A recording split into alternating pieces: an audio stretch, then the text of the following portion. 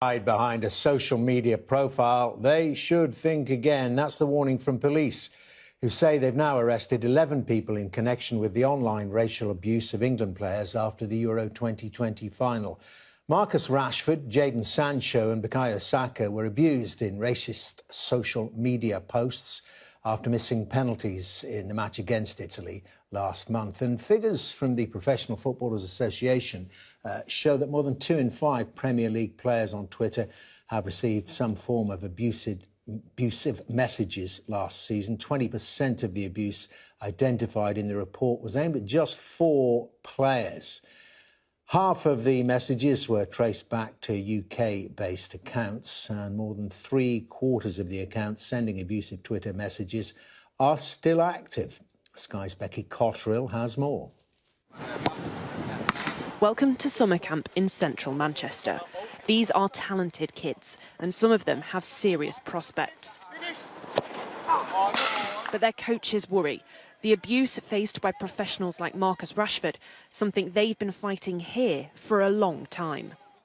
We've been screaming and shouting about these issues to the local authorities and institutions and your Manchester FAs, and we felt no one wanted to listen to us.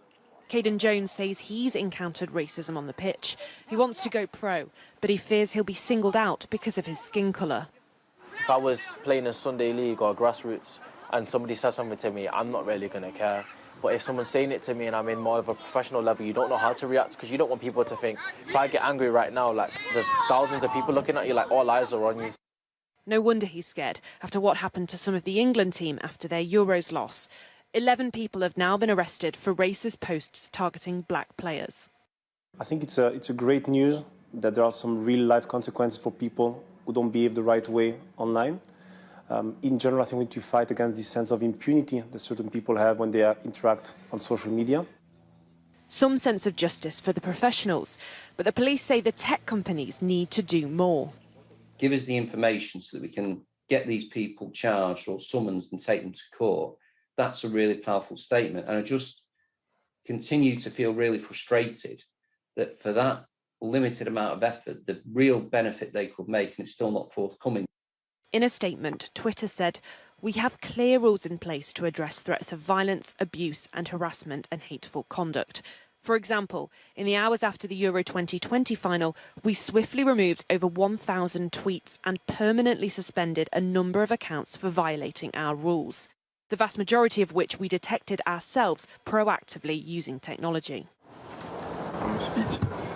Letters of praise after vile posts for Arsenal's Bukayo Saka. These players are dealing with racism on a regular basis. Holding their abusers to account sets a precedent that there are consequences for online hate. Becky Cotterill, Sky News, Manchester. Well, Luther Blissett, who played for England, Watford and AC Milan, among